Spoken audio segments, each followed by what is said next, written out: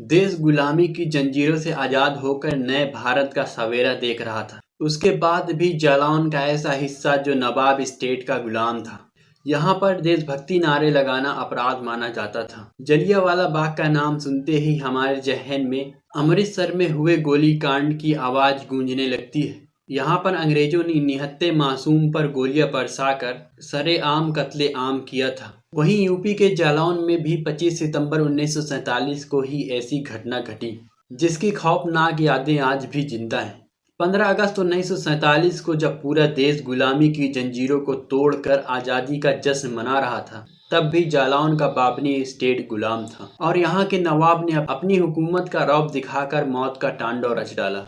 25 सितंबर 1947 को बाबनी स्टेट में आज़ादी के बाद भी वहां पर तिरंगा फहराना गुनाह माना जाता था। वजह थी यहाँ पर हैदराबाद के निजामों की हुकूमत और उनका कानून। कुछ क्रांतिवीरों ने तिरंगा यात्रा निकालकर निजाम के आदेशों का उल्लंघन किया तो निजाम ने उन पर गोलियां चलवा दी और जिसमें 11 लोगों की मौत हो गई थी और 26 लोग घायल हुए थे। इस गोलीकांड की गूंज पूरे देश में गूंजी और इस कांड को दूसरा जलियांवाला बाग कांड कहा गया।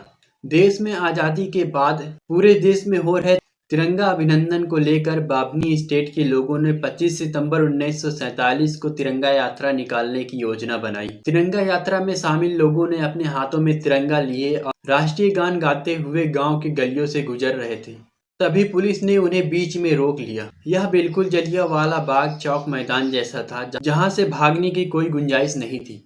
कोतवाल अहमद हुसैन अपने सिपाहियों के साथ मौके पर मौजूद थे। कोतवाल ने जुलूस को खत्म कर लोगों को अपने अपने घर जाने को कहा, लेकिन वहां से कोई हिलने को तैयार न था। इसी बीच पुलिस और आंदोलनकारियों के बीच हाथापाई शुरू हो जाती है। तभी एक क्रांतिवीर ने दरोगा को पटक कर उससे सर्विस रिवॉल्वर छीन लेता है। इसके बाद पुलिस ने अंधाधुंध फायरिंग करना शुरू कर दिया।